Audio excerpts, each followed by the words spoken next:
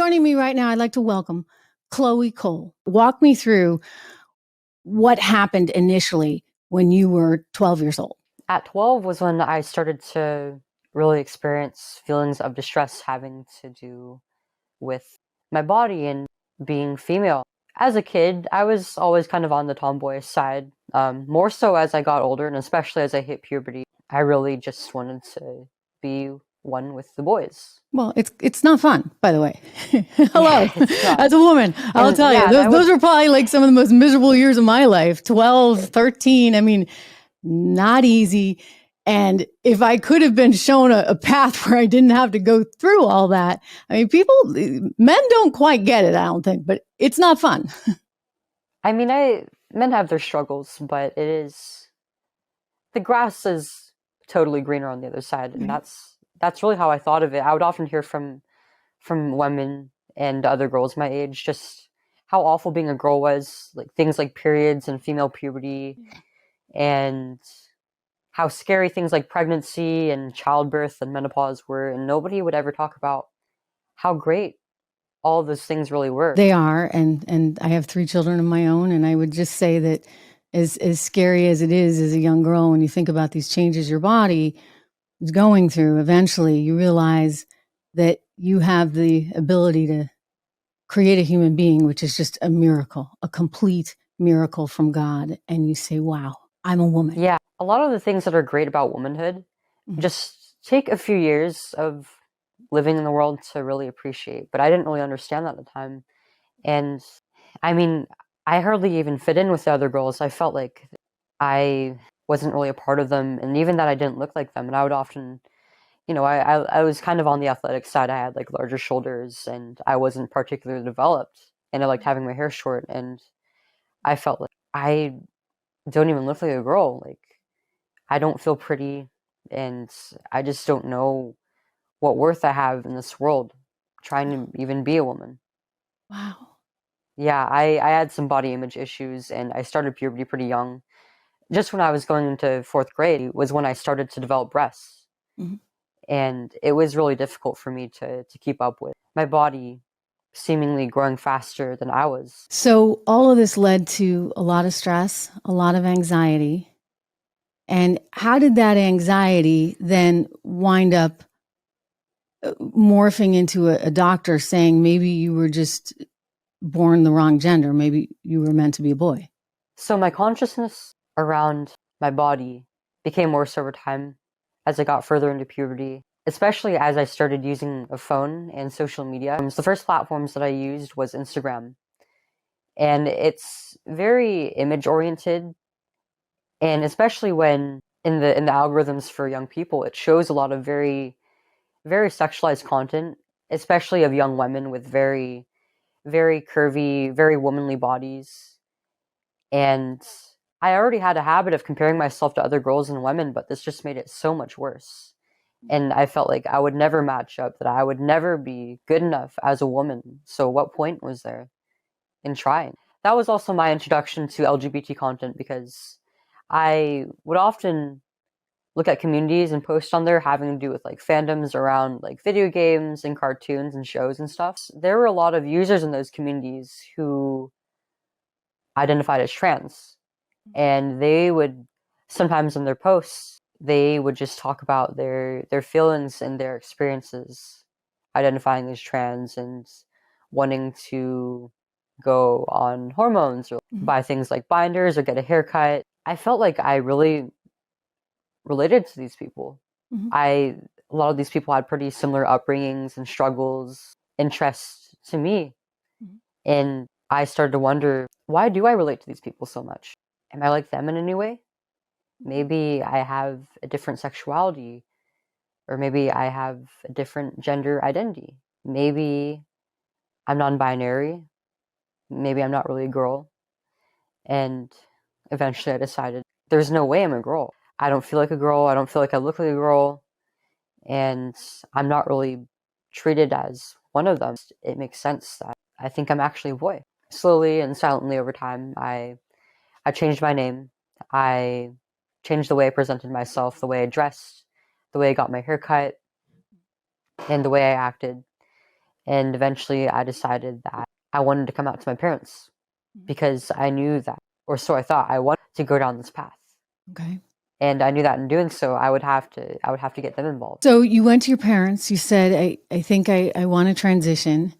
I'm sure it was not easy news for them, but they wanted to get you the right medical help just to make sure that this was all the right thing to do. And I've heard you say before, your parents didn't really understand. They were just trying to help, that the doctors convinced them this was the right thing to do.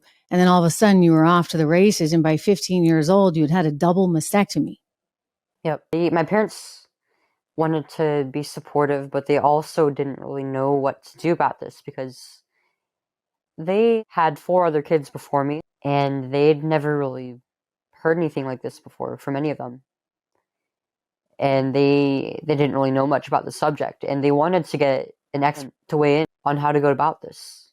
And they thought that by sending me to a therapist, they would do like an in-depth psychological evaluation and maybe figure out where these feelings were coming from, what made me feel this way, and that it would be resolved.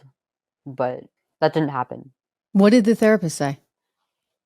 They just immediately took the affirmative approach, pretty much, just like asking me my preferred name, my pronouns, and what I identified as, and decided that it was best to treat me as if I were the son to my parents rather than their daughter. Okay. And then tell my parents the same thing. And my parents started to get concerned as I pushed more and more towards this and seemed to become more and more distressed. And You became more distressed? Yeah, and I wanted to. So it wasn't solving anything? I mean, I had a pretty lousy therapist, but they just affirmed my identity, never really went into the reasons behind why I was feeling this way. I was really pushing for medical transition because I thought it was the only way to treat these feelings. The research I had done on the subject seemed to point to transitioning as the only means of treating this condition. And how old were you at this time? I was 12 going on 13. Oh my goodness. So how did you get from there to the double mastectomy? Yeah, so just after about 6 months of being diagnosed with gender dysphoria was when I was put on puberty blockers. I'd say like 2 months before that was my first referral to the endocrinologist. And the first endocrinologist I saw said no because I was too young. And he didn't know how this might affect like my brain development. And he was concerned about that, about my age. But I was just referred to another endocrinologist, and after I got my first blocker shot. And it really did suck being on blockers. I was on them alone for about like a month to 1 to 2 months, I think. And while I was on them, I was very lethargic, and it's actually induced a period because of the drop in hormones. And so this caused me a lot of distress.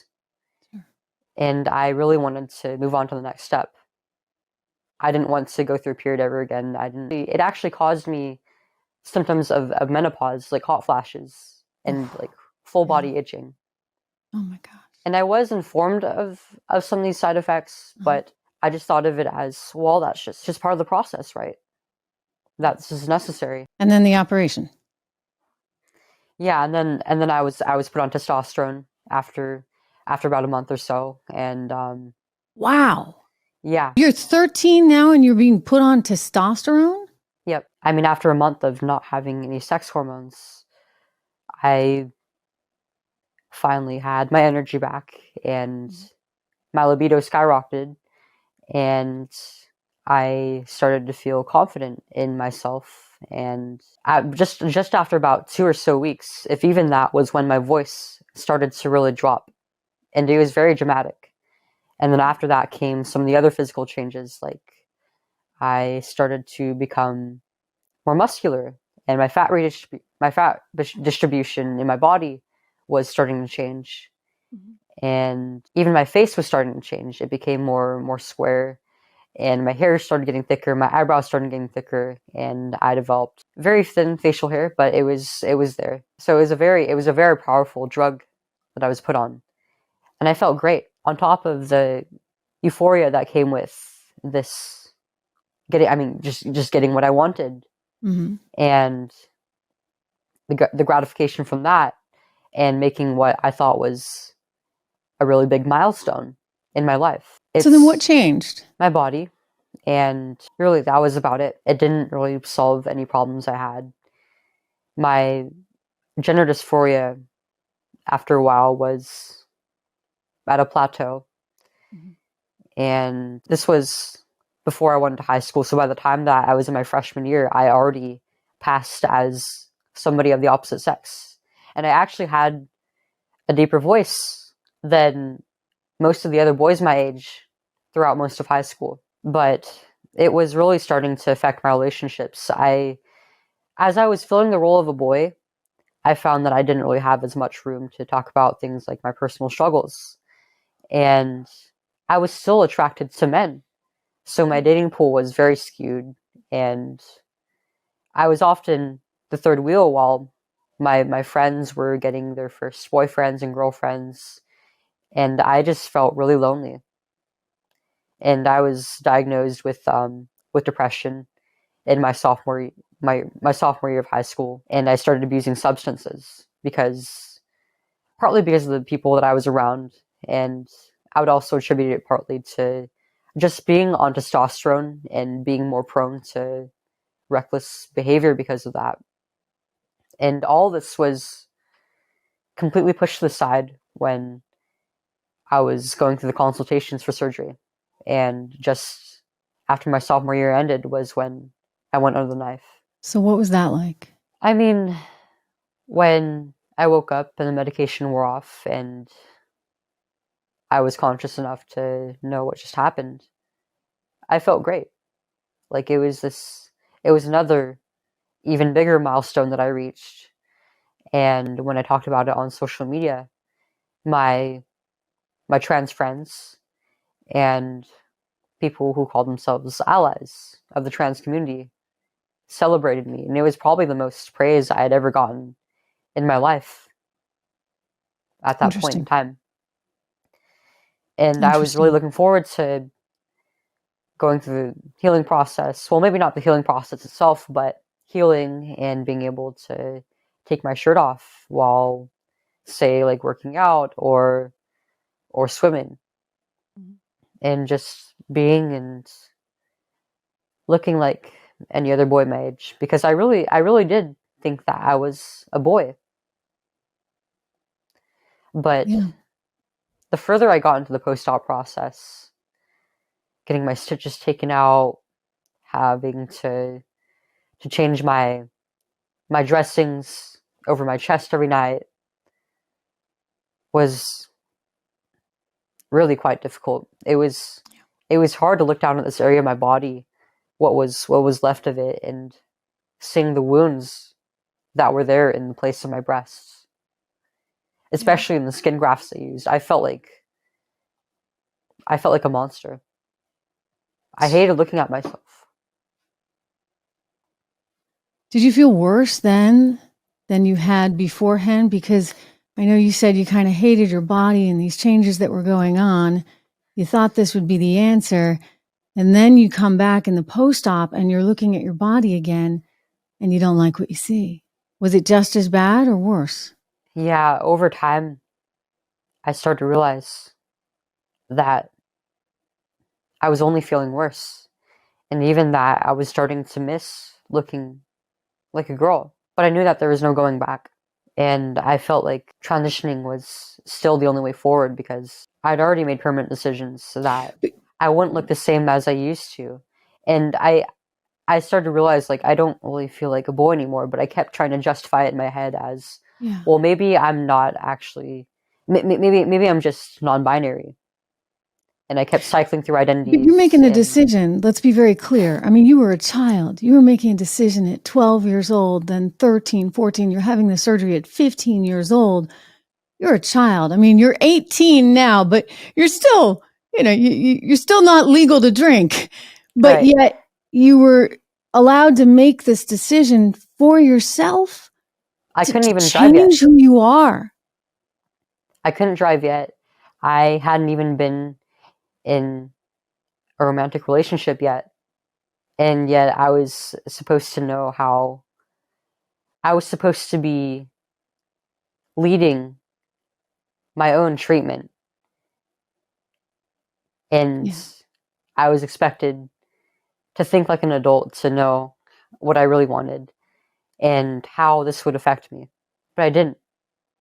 And children naturally are pretty unstable, and what they want one day might be Especially different the next. teenagers, right? I mean, that's why Right. teens have that reputation. That's why, it's not easy as a parent raising teenagers.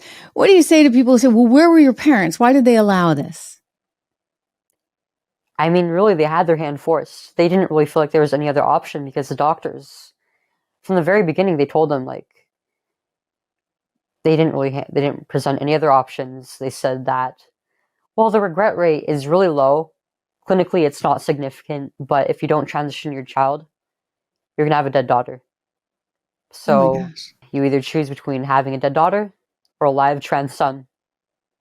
That's the Wow. ultimatum they gave them. Oh, that had to have been terrifying for your parents. So now you're suing. You're suing the hospital, you're suing the doctors, you're suing Kaiser, which, by the way, is both your health provider and your insurance company. Do you think that there was a financial motive behind any of this, as well as a political I mean, I think we all know there's a political sort of Right. moment that's happening, but it comes with dollar signs attached. Kaiser is known for maximizing profit over pretty much everything. I mean, I've heard from other people, and it seems to be true from my own experience, that they try to hire the cheapest doctors, and especially specialists, as possible. Like, I've had some really great local family doctors with them, but the specialists that I've gone to for like not only for like psychology and therapy, Mhm. but even like a gynecologist that I tried to see after I stopped transitioning, my experiences with them were pretty abysmal. And even their CEO, this is a nonprofit, right? But he takes home several million per year.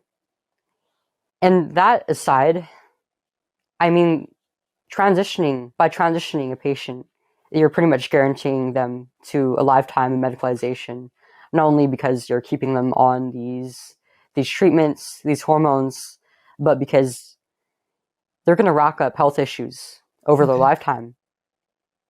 And the surgeries especially are very profitable. But all this, Mm-hmm. pretty much everything other than the copays for visits, Mm-hmm. was all covered by insurance, and it's required to be by state law here in California.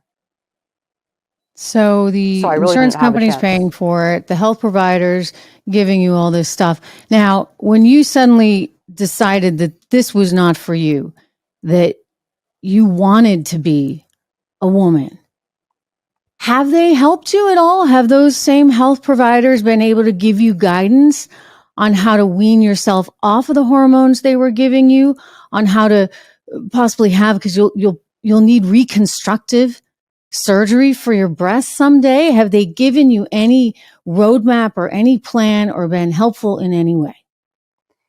No, I mean, before I consulted anybody, Mm-hmm. I was in so much distress.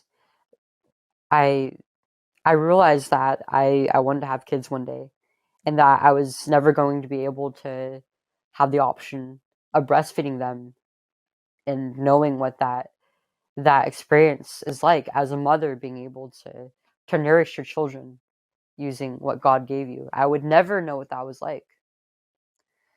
And that hurt a lot, and that was the thing that ultimately was the deciding factor in me detransitioning. You said you were I still couldn't lie to attracted to myself men. anymore. You're right. I couldn't lie to myself anymore. I couldn't keep living like this. And so I just stopped taking shots entirely. I didn't even go cold. I went cold turkey off of it. I didn't even try to wean off of it. And it would have been difficult to try anyways. And Was that painful? Was that oh, very, challenge? I mean, were you just like very. suddenly go cold turkey and you abandon a medicine you'd been on for years? For a few months to even a year, I was very hormonally dysregulated. And this presented in both health issues, like digestive issues and skin issues, my eczema getting worse. And it really exacerbated the mental health problems that I had. And I was probably at the lowest point I ever was in my life.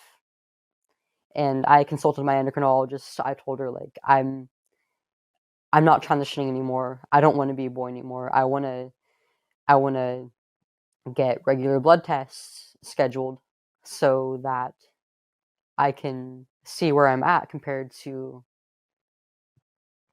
the average girl my age, because I'm not trans anymore. I don't want to be. I don't want to continue down this path. And I requested specifically that I was given the guidelines for a girl my age so that I could know where I'm at. And when I got my results back, they still gave me the guidelines for a boy. What? So they're not going to recognize you now as a girl or help you, it sounds like. Why would they not help you transition back? My guess is that because California has a law against conversion therapy, and they include gender identity in that law. So anything other than following the affirmative care model could potentially be considered conversion therapy, and maybe like open up like a risk of lawsuits. But the number one sort of guidance, right, for doctors in the medical profession, it's do no harm. Right? You want to make sure that you are not doing harm to your patient. And from the story that you're telling me, Chloe, they did a whole lot of harm. And they put you in a position where, as you said, you will never, ever know what it's like to breastfeed a child. Because at 15 years old, they took that away from you. A 15-year-old child. So you're suing them. I know that the Center for American Civil Liberties is working with you in your lawsuit. I look at it and I wonder, Chloe, is this what it's going to take? I admire you. I really do tremendously for standing up. And I know it's not easy. I mean, you're still a kid and sharing this story, but it's an important story, one for other young people and other parents to hear, for society to hear in general. And it's also important what you're doing in terms of the lawsuit, because I'm sorry, but this is still America. And this is how things often, unfortunately, get done. In other words, money talks, whether it be that they maybe wanted to do this surgery because it was big bucks, or maybe they'll think twice about doing these surgeries because they could face some pretty steep repercussions. Right. I mean, if this is what it takes, then I'm willing to put in the work, because this can't go on. This can't keep happening to kids my age. And yet it is. And while countries in Europe who have been at the forefront of childhood transition for a very long time are stopping, they're hitting the brakes on this, because they're finding just how horrific this is to do to kids. The US isn't stopping anytime soon. They're going full force with this. Yeah, in fact, parents are kind of getting cut out in some states because of an executive order that President Biden signed in certain states. I mean, some have fought back, but California, I'm sure, is one of them, where now at the age of 12, you don't even need to get your parental consent. You can move forward with this whole process. And it's, I think, terrifying to think that the state, the system, can take your child, transition your child, if that's what that 12-year-old so desires, without parental involvement. Parents don't have the right to say, no, this is not going to happen. And I can just imagine that as a parent, you want to be there regardless of what's happening. You want to be there to hold your child's hand as your parents were. Right. And some people throw the parental rights argument the opposite way, saying like, oh, well, you shouldn't be getting between a child and their parents and doctors if this is what their parents want. But this is a form of abuse, and no adult has any right to abuse a kid, especially not in this way. I mean, this is something that will affect everything in a child's life, and especially their physical their emotional, social, cognitive, and sexual development. Depending on when you start blockers and hormones and on what surgeries a child is given, they might not ever be able to have children. I And mean, that is that just is, criminal. it's devastating. I mean, you still have a uterus. They didn't take that. So I'm you very will lucky.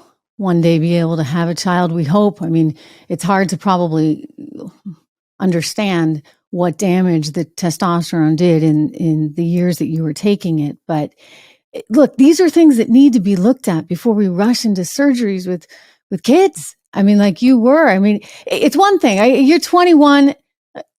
You're well, 21 is still pretty young, but as an adult, I think at that point, if you're making decisions, you're making decisions. But 12,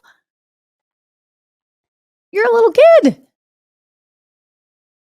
Right. I mean, even with adults, Mhm. a universal problem with trans patients right now, Mhm. people who go through the medical transition process, Mhm. is that a lot of them just aren't really being given the full picture of how these treatments affect the body, especially over time.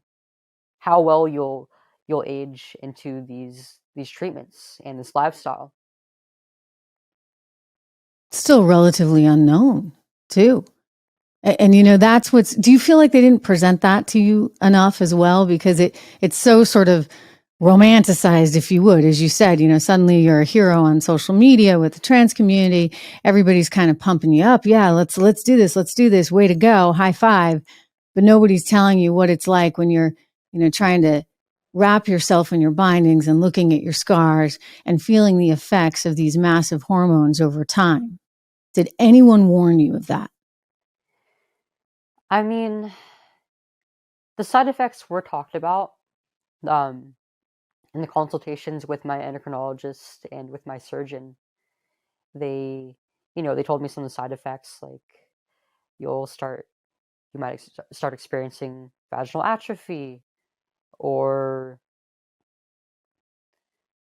blood clots, and you'll never be able to breastfeed after we take your breasts. But no matter what they told me, I, as a child, just wouldn't have been able to really fully appreciate what any of that really means Right. and how that would affect me. No, you were a child. There was a study recently done at Northwestern University by a psychologist there that looked at over 1,500 families whose children had gone through this. Interestingly, overwhelmingly, it was actually females, young females, 11, 12, 13 years old, that were electing for these surgeries. And what he found is that there really was not a benefit. In other words, these young girls, and they were often of very high intellect, they did not feel better after having the surgery. In fact, they most often felt worse. And so this idea that somehow you're going to fix everything, that may not, I mean, it sounds like there were other things, correct me if I'm wrong, Chloe, that needed fixing. The anxiety Absolutely. that you were having, the changes that your body was going through. You might have needed maybe a little more hand holding from the medical community about, yeah, it's tough and it's not fun, but believe me, one day it really is worth it. That might have been more beneficial to you in terms of whatever they could have done to benefit you with therapy to address the mental health challenges you were facing or the anxiety you were facing over these things, as opposed to rushing straight to surgery.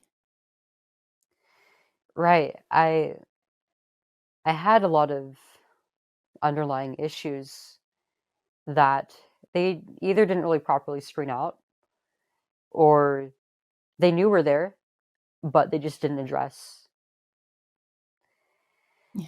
Like, they knew that I had a previous diagnosis for ADHD, but I think that should have been enough for them to say, "Wait a minute, what's going on here?" But I think even that was an erroneous diagnosis. I think that I'm actually on the spectrum.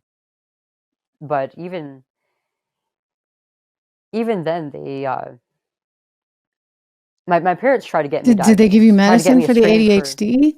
Yeah, they did. They actually kept switching me between medications. That just didn't work over the years. But Okay. when I was a kid, my parents tried to get me a screening for autism, and